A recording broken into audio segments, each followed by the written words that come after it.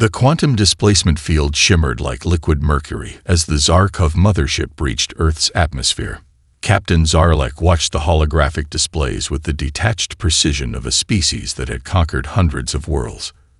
Earth appeared exactly as their preliminary scans had predicted, a primitive blue-green sphere, its technological defenses laughably inadequate against the collective's might. Initiating planetary suppression sequence, announced Sub-Commander Vrix, her crystalline communication implant pulsing with cold efficiency. The ship's weapon systems charge, massive gravitational disruptors capable of reducing entire continents to molecular dust within seconds. Zarlek's six-fingered hand hovered over the activation sequence. He had personally overseen the subjugation of 17 civilizations. This would be routine. Routine and forgettable. But something was different. A transmission cut through their communication channels. Not a desperate plea. Not a final, futile military communication. Music. Pure, hauntingly complex music that seemed to defy the very mathematical principles the Zarkov considered immutable. The composition was unlike anything in the collective's vast cultural archives. It wasn't just sound. It was a living mathematical construct, a sonic algorithm that seemed to breathe with an intelligence of its own. Intricate harmonies wove through quantum frequencies, triggering unexpected resonances in the Zarkov's neural networks. Sub-Commander Vrix stiffened. "Captain, the transmission is unusual." Zarlek's neural implants began to fluctuate. The music wasn't just reaching his auditory sensors, it was communicating something beyond sound. Fragments of emotion, historical context, philosophical complexity cascaded through systems designed for cold clinical analysis. In that moment, the first crack appeared in the Zarkov's technological arrogance. Scattered across the planet, human resistance cells watched and waited. This was not a moment of desperation, but of carefully orchestrated preparation. In a hidden research facility beneath the Andes Mountains, Dr. Mira Chen smiled. The musical transmission was more than a mere broadcast. It was the first layer of humanity's defense. Encoded within its complex harmonies were quantum-encrypted data packets, adaptive algorithms designed to infiltrate and analyze alien communication systems. First contact protocol initiated, she whispered to her team of scientists, mathematicians, and musicians. Each of them represented a different aspect of human knowledge, a living, breathing repository of cultural and intellectual complexity. Aboard the Zarkov mothership, Captain Zarlek found himself experiencing an emotion disturbingly close to uncertainty. The music continued, each note a challenge to everything the collective understood about intelligence and communication. Earth's initial defensive systems appeared to collapse with remarkable ease. Automated defense networks went offline. Military installations seemed to crumble before the Zarkov's advanced technologies. But there was a deliberate precision to the surrender. Too perfect, too coordinated to be genuine panic. Sub-Commander Vrix's neural implants began processing anomalous data. The planetary scans were inconsistent. Information flows that should have been linear and predictable became complex, adaptive systems that resisted standard analysis. "Something is wrong," Vrix muttered, her usually emotionless voice carrying a hint of something the Zarkov had never experienced. Genuine curiosity. Zarlek's hand remained suspended over the planetary suppression controls. The music continued, a sonic fingerprint of a civilization that was decidedly not what it appeared to be. This was not going to be a routine conquest. This was going to be something else entirely. The Zarkov data mining facility hummed with an unprecedented level of activity. Massive quantum processors, each the size of a small city, churned through Earth's digital archives, a task that should have been a mere administrative footnote in their planetary conquest. Instead, it had become an obsession. Dr. Zelnar, the collective's chief information analyst, hadn't slept in what would equate to 72 standard galactic cycles. His crystalline neural interfaces were burning with an intensity that bordered on organic emotion, a concept that would have been laughable to him mere solar rotations ago. "This is impossible," he muttered, his multispectrum visual receptors scanning yet another layer of apparently random human data. What the Zarkov had initially dismissed as chaotic information fragments was revealing itself to be an intricate, multi-layered narrative of human civilization. Each decoded segment was a puzzle piece that refused to fit into any known analytical framework. Underground, in a fortified research facility carved into the bedrock of the Chilean Andes, Dr. Mira Chen worked with calculated precision. She was the architect of what the aliens were now experiencing. A deliberate, complex information trap designed to do far more than simply protect human knowledge. Activation sequence at 62%, whispered Lu Wei, her primary systems analyst. A former quantum cryptography expert from Beijing, Wei had spent years developing the adaptive archive system, now confounding the alien invaders. The human archive was no mere collection of data. It was a living, breathing entity, a cultural immune system designed to resist, analyze, and ultimately transform any attempt at complete comprehension. Back on the Zarkov mothership, Sub-Commander Vrix watched in growing frustration as their most advanced translation algorithms began to fragment. The human information seemed to change its fundamental structure the moment it was approached, like a quantum system that altered its properties through observation. "Captain," Vrix reported to Zarlek, "our linguistic matrices are experiencing unprecedented breakdown. The information, it's adaptive." Zarlek's response was immediate. "Increase computational power. Route all available processing capacity to linguistic decryption." But even as he spoke, he knew something fundamental had changed. This was no longer a simple planetary conquest. This was becoming an intellectual battle unlike anything the collective had ever encountered. In her underground facility, Dr. Chen allowed herself a slight smile. Each layer of the archive was more than just information. It was a test, a challenge, a philosophical trap designed to force the aliens to question their most fundamental understanding of intelligence. The first layer appeared to be a simple historical chronicle, a timeline of human civilization. But as the Zarkov algorithms dug deeper, they discovered something extraordinary. It wasn't just a linear history. It was a multidimensional narrative that could be read in multiple ways, each reading revealing a different philosophical or cultural insight. A section about the Renaissance would suddenly transform into a complex mathematical proof. A description of ancient migrations would resolve into a musical composition that contained embedded genetic information. Historical records became living, breathing entities that resisted simple categorization. Dr. Zelnar's neural interfaces began to overheat. What he was experiencing was beyond data analysis. It was closer to a philosophical assault. "They're not just storing information," he said to himself, his voice a mixture of professional analysis and something dangerously close to awe. "They're testing us." Each decoded fragment challenged a fundamental assumption of Zarkov civilization.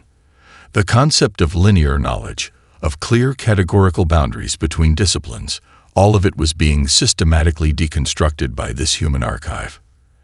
And they were only beginning to understand what humanity had prepared for them. The interrogation chamber was a marvel of Zarkov technological precision, a space where information extraction was supposed to be as clinical and inevitable as mathematical computation.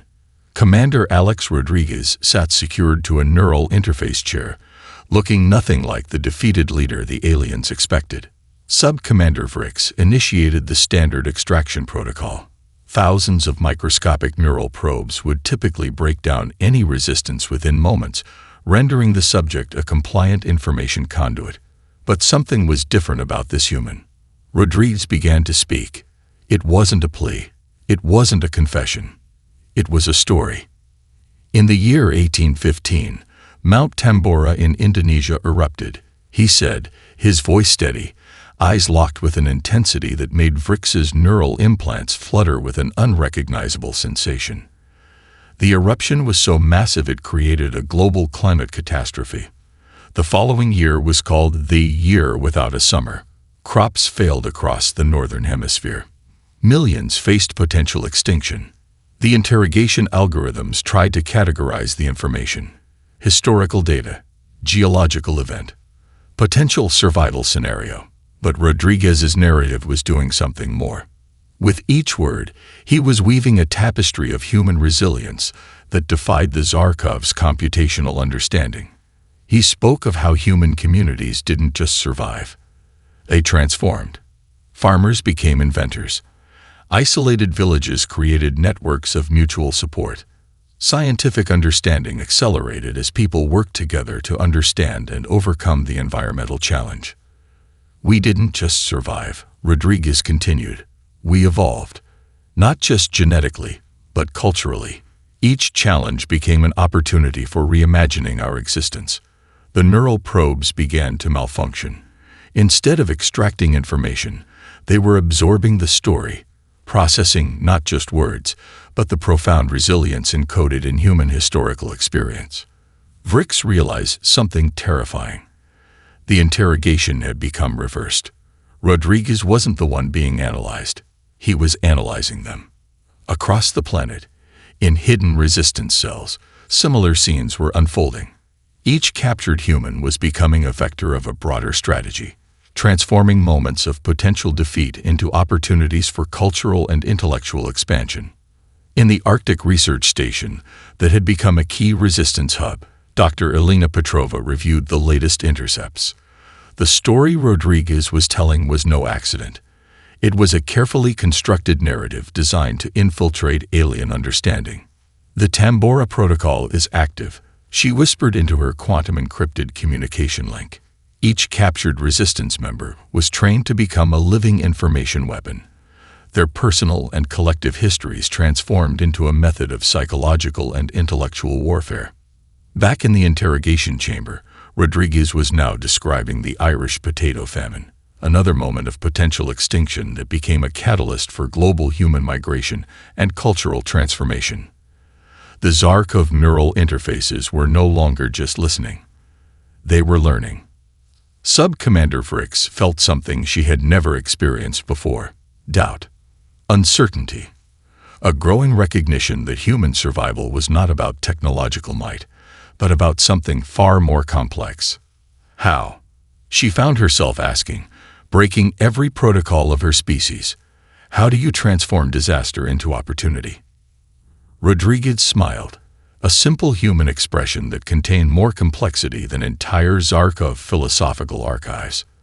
We remember, he said, and we reimagine.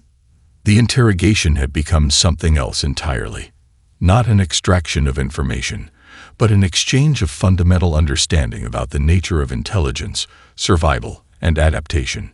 Outside the chamber, the first cracks were forming in the Zarkov's conception of humanity. This was not a species to be conquered. This was a civilization that turned conquest itself into a method of growth. The server farm beneath the streets of Tokyo was unlike anything the Zarkov had ever encountered. What appeared to be a simple data center was actually a living, breathing technological organism. A network so adaptive it seemed to breathe with an intelligence of its own.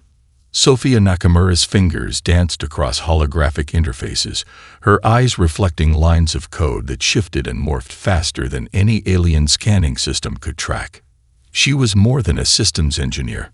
She was an architect of technological warfare, and her canvas was the very fabric of the Zarkov's invasion infrastructure. Infiltration sequence initiated, she murmured, her voice calm despite the global stakes. The first wave of Zarkov believed they had disabled Earth's technological defenses with brutal efficiency.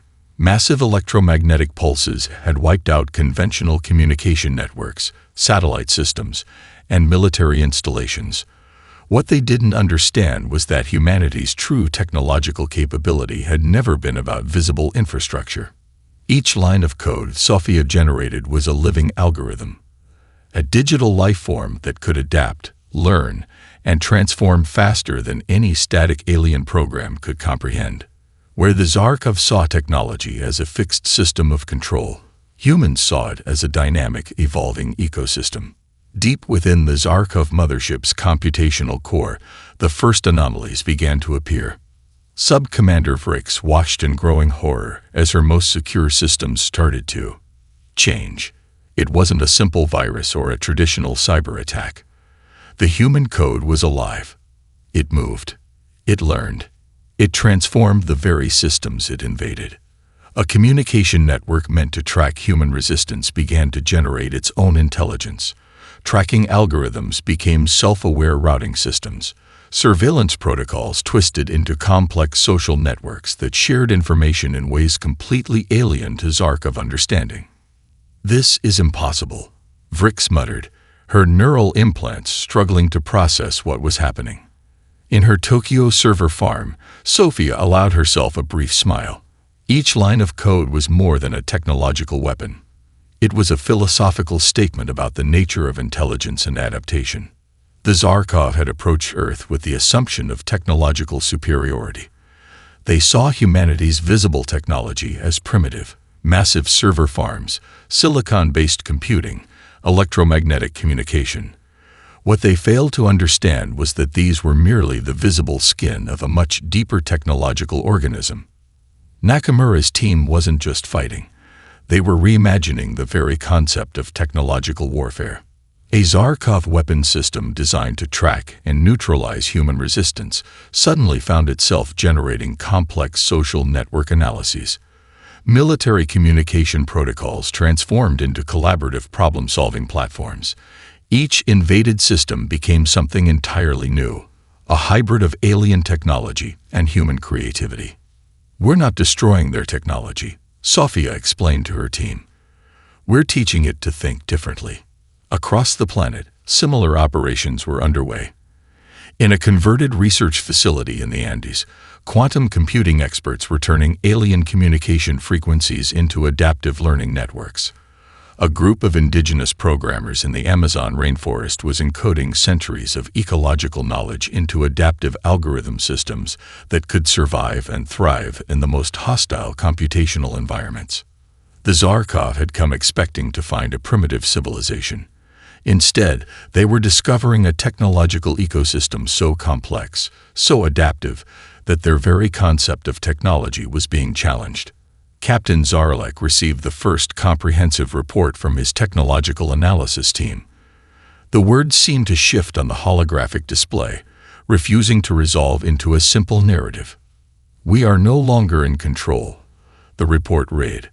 And for the first time in the collective's history, a species was about to learn that technology is not about conquest, it's about conversation. The museum stood untouched amidst the chaos of the alien invasion, a deliberate sanctuary of human expression that would become the most unexpected weapon in Earth's arsenal. Dr. Aria Shimizu moved silently through the halls of the Global Cultural Preservation Center in New York, her fingers trailing across artifacts that represented the depth of human emotional intelligence. Each piece was more than an artwork. Each was a complex emotional algorithm waiting to be activated. The Zarkov had long considered emotions a computational weakness, a messy, imprecise system that hindered logical decision-making. They were about to learn how catastrophically wrong they were. In the museum's central chamber, an installation emerged that would become the first true weapon of emotional warfare. Created by a collective of artists, neuroscientists, and cultural theorists, the piece was a living, breathing representation of human emotional complexity. Massive holographic projections began to activate, not images, but living emotional landscapes that defied traditional sensory perception. Colors shifted with mathematical precision, but carried emotional resonances that no computational system could fully decode. Sound waves generated not just audio, but complex emotional frequencies that resonated at quantum levels. Sub-Commander Vrix of the Zarkov first encountered the installation through their standard sensory analysis protocols. What should have been a simple aesthetic scan became something entirely different. The first wave hit like a quantum tsunami. Emotions, raw, unfiltered human experiences, began to flood the Zarkov's neural networks. The installation was designed as a weaponized emotional transmission, a carefully crafted algorithm that could bypass traditional defensive systems by attacking at the level of pure emotional experience.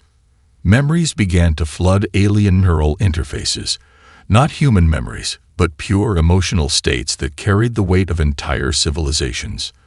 The grief of generations lost to war. The hope that sustained communities through impossible challenges. The pure, unbridled joy of human connection. It's not just data, Dr. Shimizu whispered to her team. It's a living emotional language. The Zarkov had sophisticated communication systems that could translate thousands of galactic languages. But they had never encountered a language of pure emotion. A communication method that existed beyond words, beyond mathematical precision. Each projection in the museum was a carefully designed emotional weapon. A painting that could trigger collective memory. A musical composition that rewrote neural pathways. A dance performance that carried the collective trauma and triumph of human experience. The alien neural analyzers began to break down. Their systems, designed for clinical information processing, simply could not comprehend the multilayered emotional complexity they were experiencing. Captain Zarlek received the first reports and found his own neural interfaces malfunctioning. What he was experiencing was beyond conventional understanding. Emotions that had been systematically suppressed in Zarkov civilization for millennia began to emerge. Uncertainty, wonder, a profound sense of something larger than individual existence. Dr. Shimizu understood the true nature of their resistance.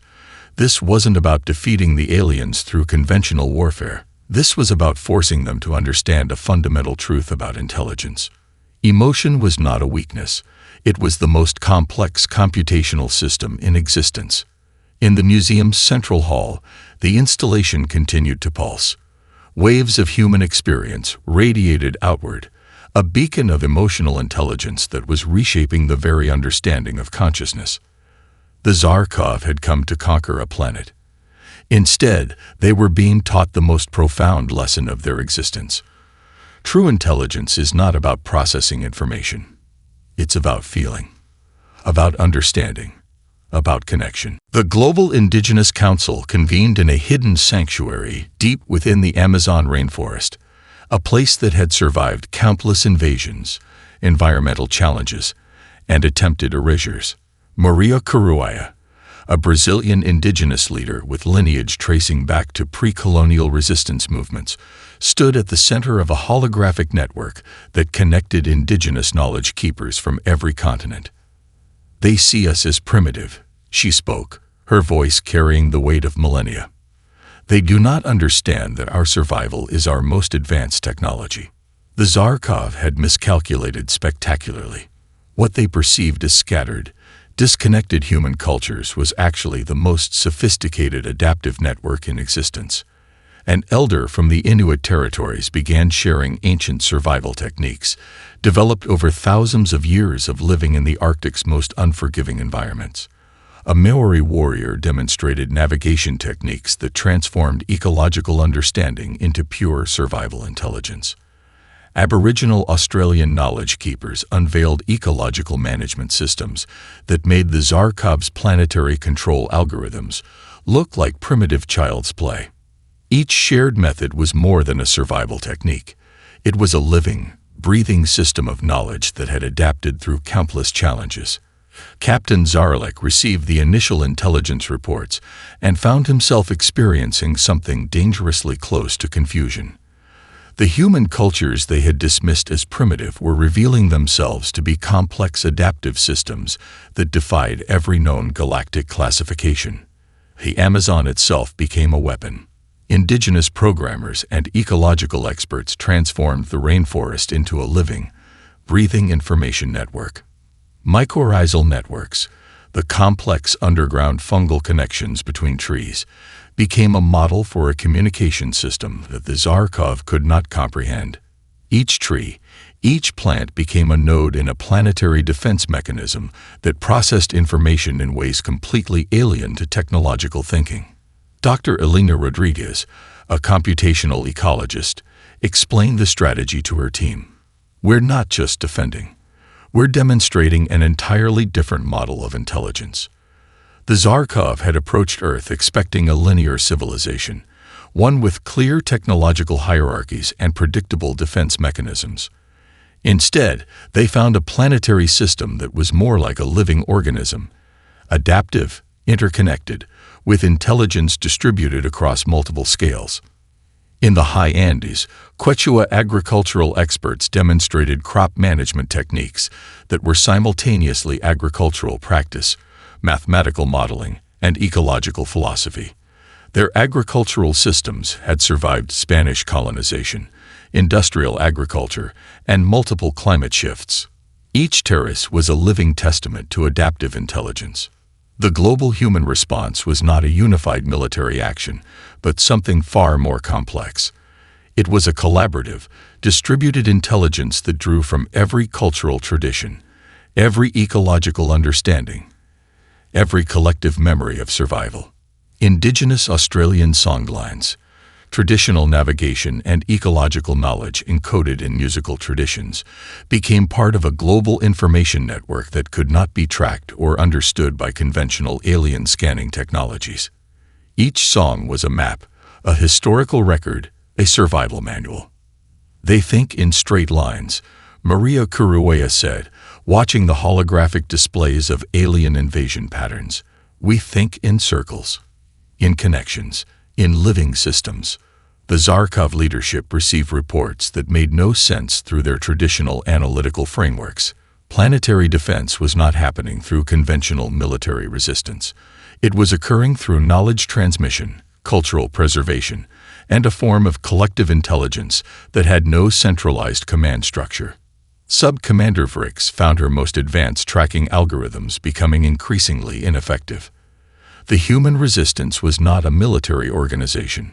It was a living, breathing planetary intelligence that adapted faster than any technology could predict. For the first time in the collective's history, they were facing the civilization that did not fight.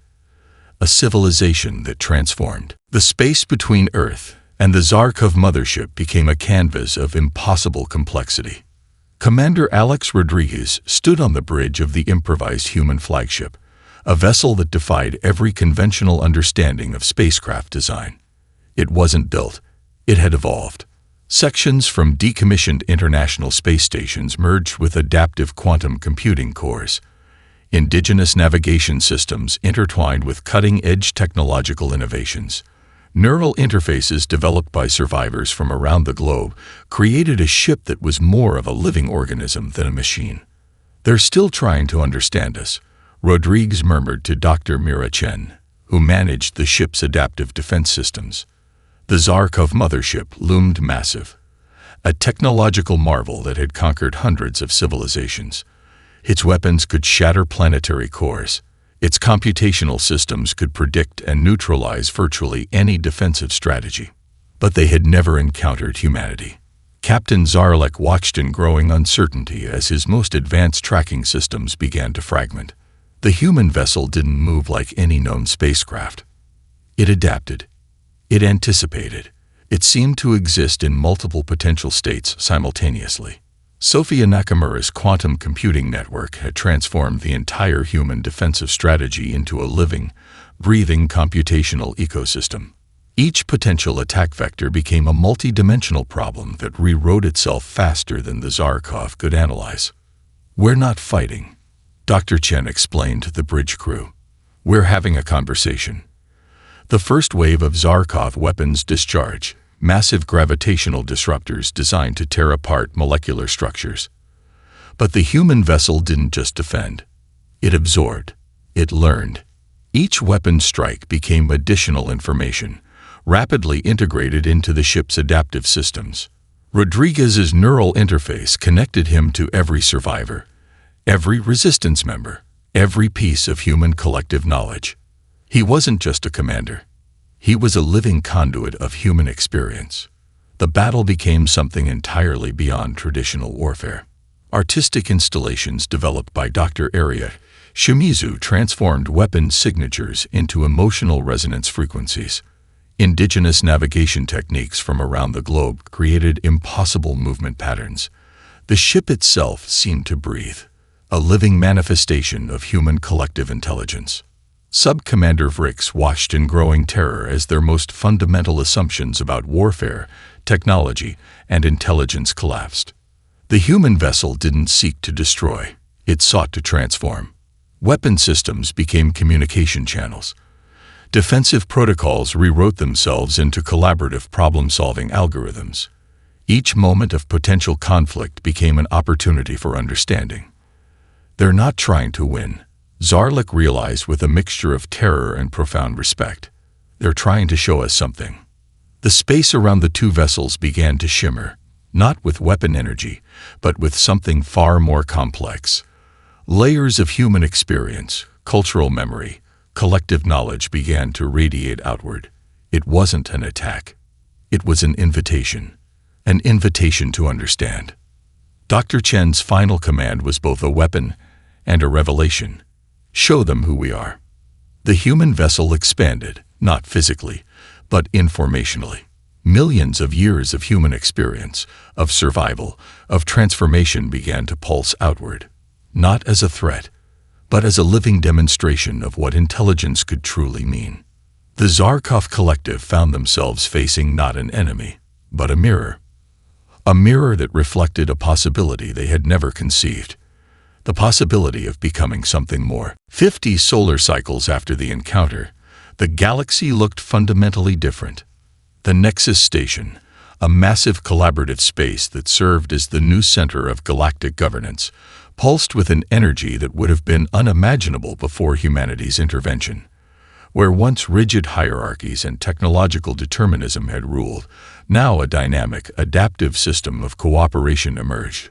Dr. Mira Chen stood at the central pavilion, no longer just a human resistance leader, but a key architect of a new galactic paradigm. Around her, representatives from hundreds of civilizations moved and communicated in ways that defied their previous limitations. "We didn't conquer," she often explained to younger generations. "We demonstrated." The Zarkov Collective, once the most feared expansionist civilization in the galaxy, had undergone the most dramatic transformation. What began as a purely technological species had learned to incorporate emotional intelligence, cultural complexity, and adaptive thinking into every aspect of their civilization. Captain Zarlik, now a key diplomatic liaison, approached Chen. The neural modifications that had first been forced upon them during the encounter had become a fundamental aspect of their species' evolution. Where once they saw only linear progression and technological might, they now understood the power of diversity, emotional intelligence, and collective growth. "We were wrong," Zarlik said, a statement that would have been impossible in their previous civilization. Completely and utterly wrong. The galactic communication networks that emerged were nothing like the previous hierarchical systems. Inspired by human concepts of ecological networks, indigenous knowledge systems, and adaptive intelligence, they functioned more like living organisms than communication infrastructures. Sofia Nakamura's quantum computing principles had become the new foundation of technological development. Instead of fixed systems, technologies now adapted, learned, and grew. Every technological advancement was viewed through a lens of ecological and social impact, a direct result of humanity's influence. On Earth, the transformation was equally profound. The planet that had once been on the brink of destruction was now a living laboratory of collaborative intelligence. The underground resistance facilities had transformed into global research centers that brought together indigenous knowledge, technological innovation, and ecological understanding. Commander Alex Rodriguez, now leading the Interstellar Collaborative Research Initiative, explained the core principle to a group of young researchers. Intelligence is not about conquest. It's about connection. It's about understanding that every perspective, every experience, adds something fundamental to our collective knowledge. The artistic and emotional technologies developed during the Resistance had become a fundamental aspect of interspecies communication.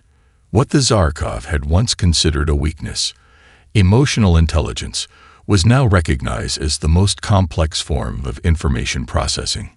Indigenous knowledge systems from Earth had revolutionized how civilizations understood planetary management, resource allocation, and collaborative survival. The Amazonian ecological networks, the Arctic survival techniques, the Australian songline navigation systems, All had become fundamental to how advanced civilizations understood their relationship with their environments. Dr. Aria Shimizu's emotional communication research had developed into an entirely new field of quantum empathy, a method of communication that transcended language, technology, and biological limitations. The galaxy was no longer a place of conquest. It had become a collaborative ecosystem.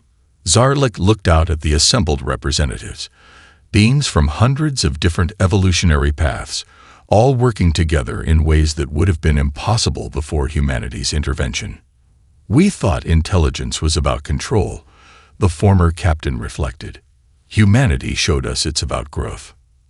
At the center of the Nexus station, a massive holographic display showed the interconnected nature of galactic civilization, a living, breathing network that continued to evolve, to learn, to transform. Humanity had not conquered the galaxy. They had invited it to become something more.